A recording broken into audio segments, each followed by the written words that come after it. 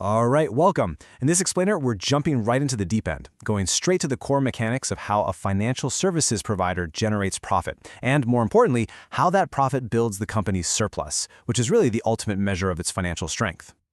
So, let's kick things off with a big question to frame our discussion. Everyone knows premiums are the revenue, right? But the real story, the true measure of an insurer's financial health, lies in three distinct, interconnected profit engines that are working away under the hood, and we're about to take them apart, piece by piece. Okay, first things first, let's make sure we're on the same page with terminology, because how these two concepts interact is absolutely key. Think of profit as a flow, like water flowing into a bathtub. It's the result you see on the P&L statement over a certain period. Surplus, on the other hand, is the stock. It's the total amount of water in the tub at one specific moment in time. Our entire focus today is on how that flow of profit fills up the stock of surplus. So, here's our game plan. We'll start with that core profit surplus engine. Then, we're going to meticulously break down the three sources of fuel for that engine: underwriting, investment, and the one that often trips people up, discontinuance profit. From there, we'll pivot to see how the difference between what was expected and what actually happened generates surplus. And finally, we'll wrap it all up in a big recap, basically a flashcard for your exam revision. Let's start with the engine room itself. It's pretty straightforward, really. Any profit that's made on the P&L statement flows directly into retained earnings on the balance sheet. And retained earnings, well, that's a huge component of the company's total surplus. So a positive profit boosts your assets without adding to your liabilities, which means your surplus gets bigger. And that surplus is everything. It determines your solvency, your credit rating, and your ability to take on new business.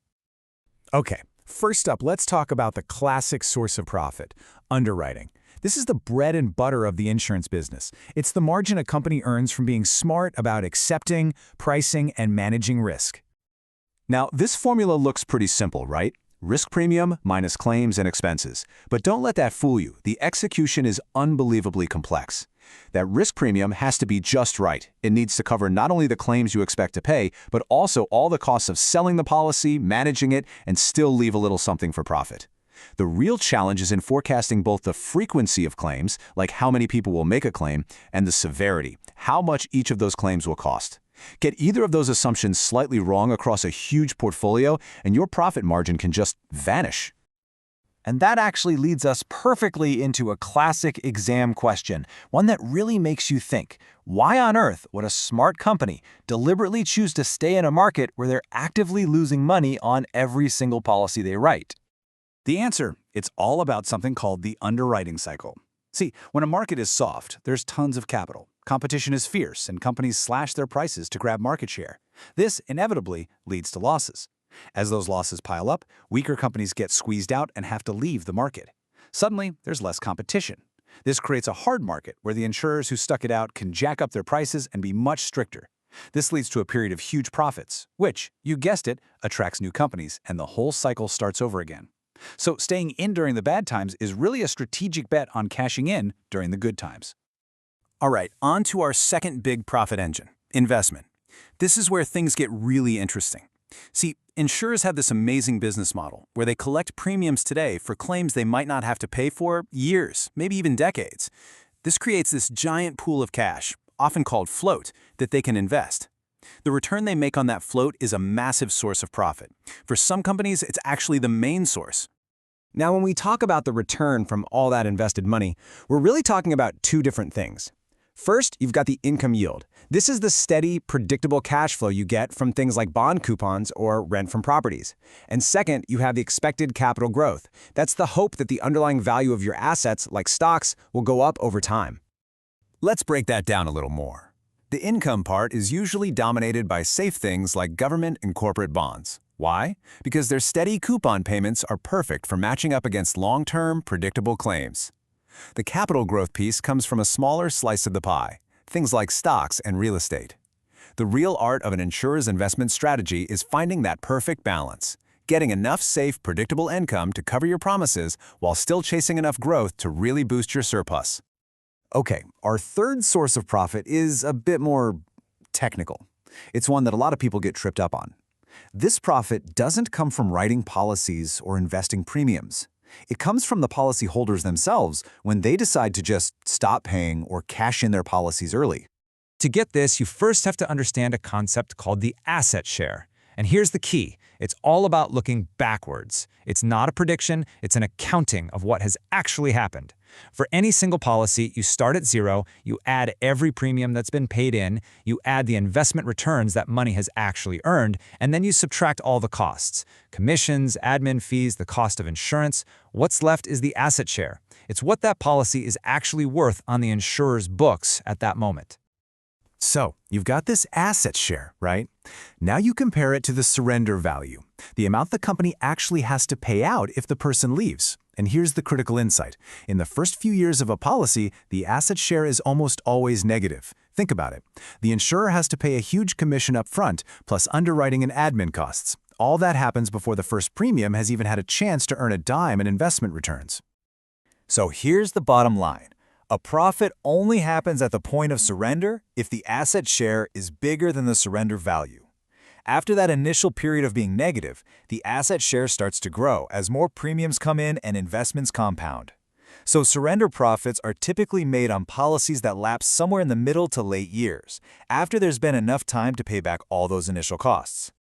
But, and this is a huge but, discontinuance is also a massive source of risk.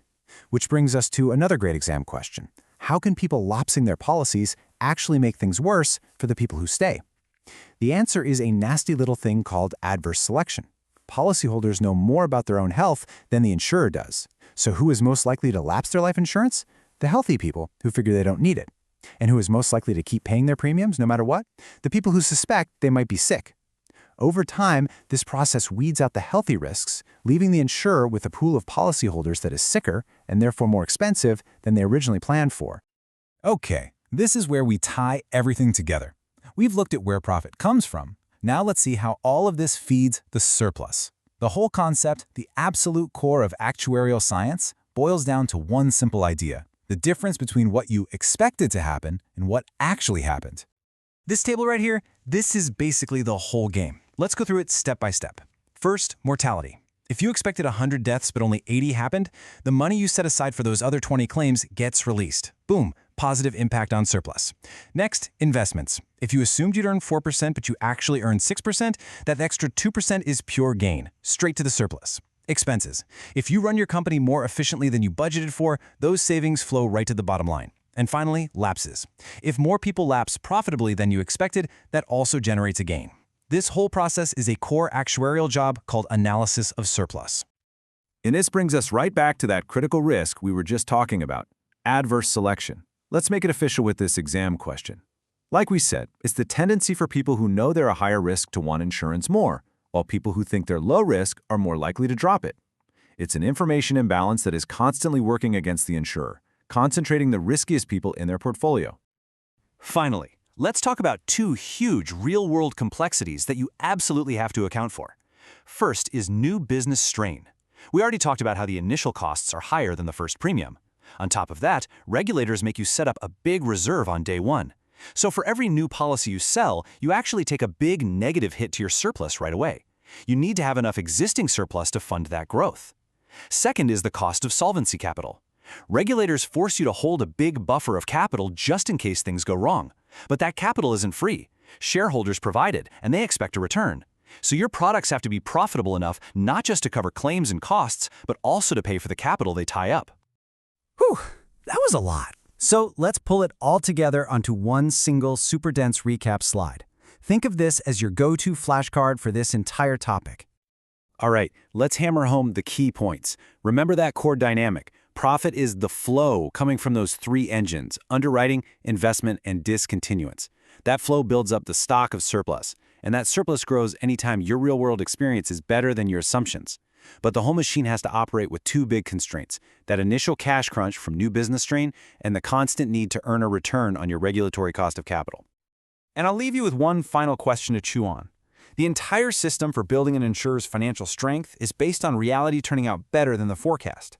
So, does that mean that the foundation of a safe and sound insurance company is, by its very nature, a kind of professional pessimism?